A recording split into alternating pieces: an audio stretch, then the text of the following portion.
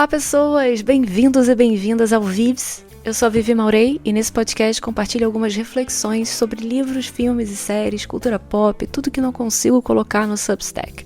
Além de falar um pouco sobre a vida como imigrante brasileira vivendo em Portugal.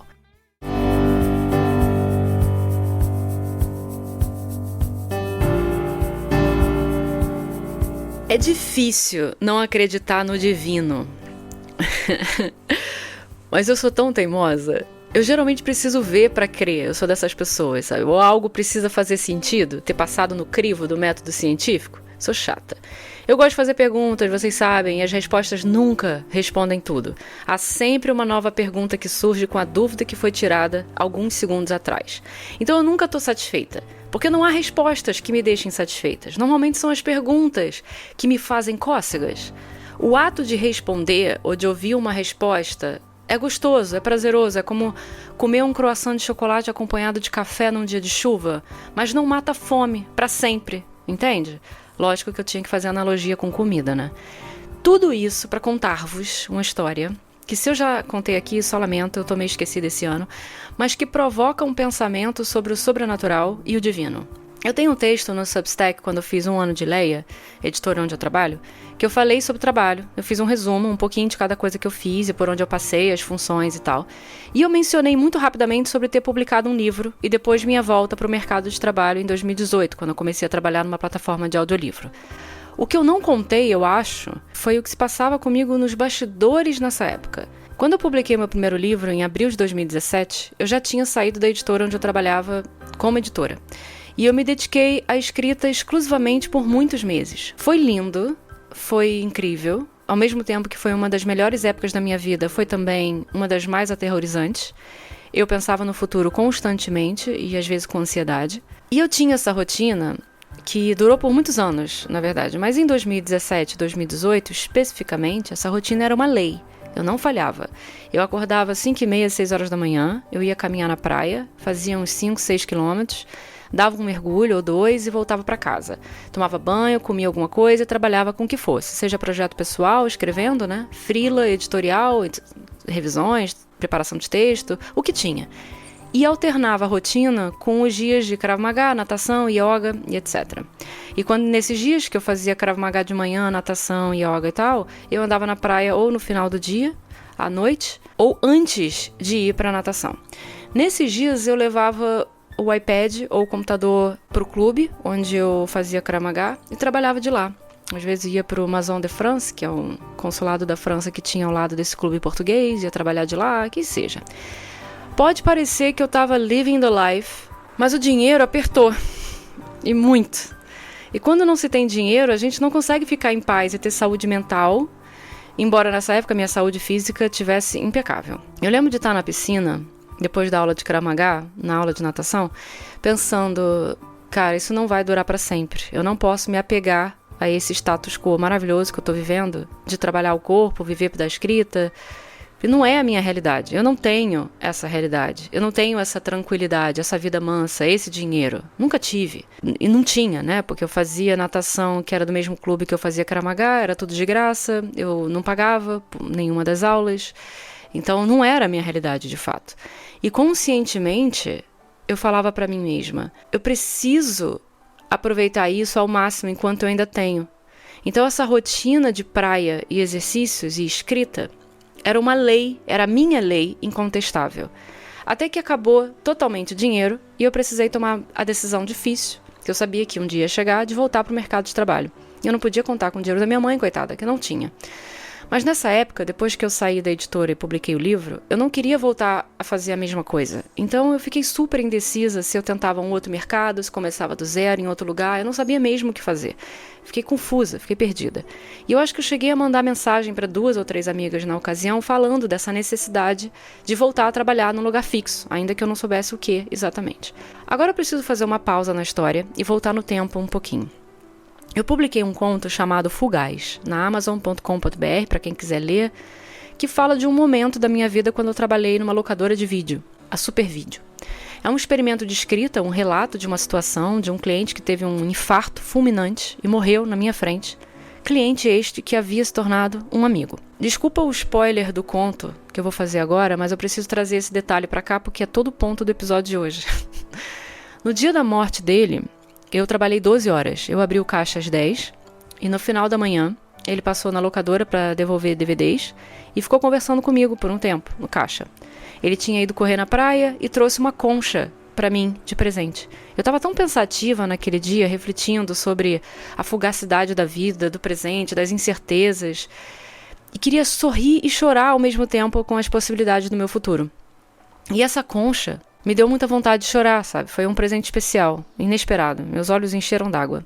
Antes de ir embora, ele massageou o ombro, sentindo um certo desconforto. Eu até fiquei preocupada, falei pra ele no médico. Ele disse que estava tudo bem. Eu corri muito, tô precisando descansar, beleza. E see you later, alligator, disse ele ao se despedir, como sempre fazia. Era a frase dele pra mim. No mesmo dia, à noite, ele voltou pra locadora pra alugar filmes. A gente falou mais um pouquinho, depois eu atendi o telefone, era algum cliente querendo pedir entrega, que seja, e ele foi falar com a Kátia, a gerente da loja. Eles sempre conversavam também durante horas.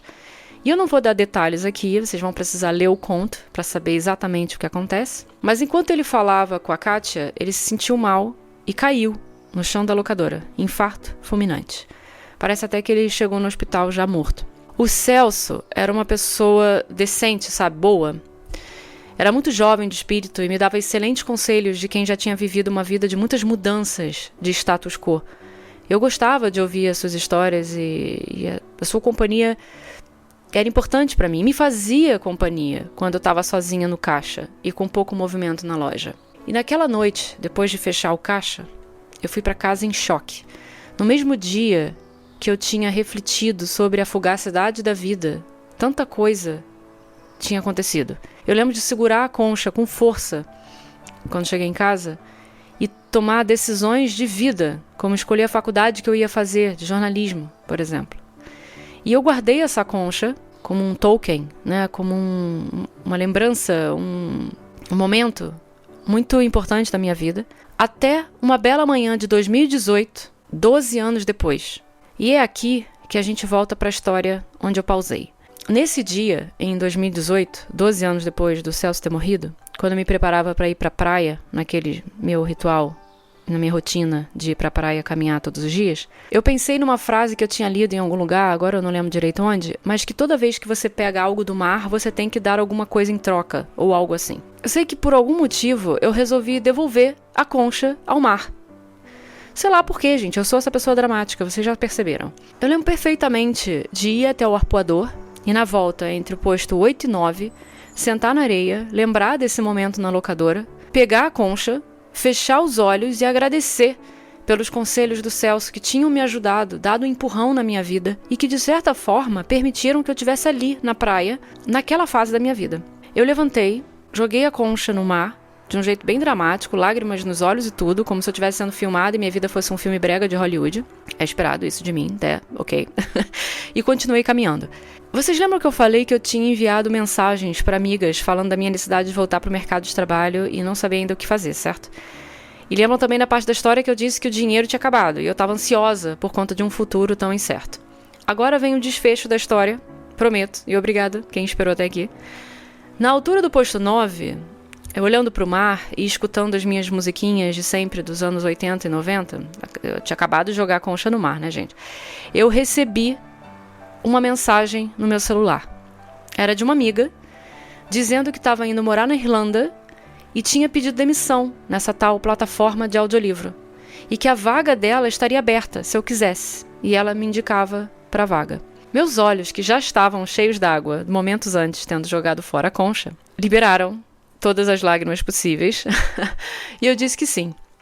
Eu falei, indica, por favor, eu quero. Eu provavelmente teria aceitado qualquer ajuda naquele momento, mas me ocorreu que áudio era uma das poucas coisas do mercado editorial que eu ainda não tinha feito. E quão incrível isso seria para o meu currículo e pela experiência também. Eu mandei a mensagem, guardei o celular no bolso do short e voltei a olhar para o mar, sorrindo e chorando ao mesmo tempo. Eu pensei na frase que tinha me levado até ali, naquele dia, de devolver para o mar a concha que me havia sido dada. Pensei no Celso e nas surpresas e coincidências incríveis da vida. Pouco tempo depois, eu passei nas entrevistas e comecei a trabalhar nessa empresa de audiolivro E foi um início para muitas outras coisas e mudanças na minha vida que me levaram até onde eu estou hoje. E que é outra coincidência, essa mesma amiga que me indicou esse trabalho, hoje trabalha na mesma editora que eu aqui em Portugal.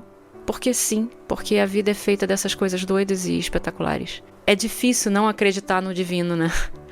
Depois de tantas coincidências na vida e tantas demonstrações do sobrenatural, mas, gente, eu sou mesmo muito teimosa. Muito, muito teimosa.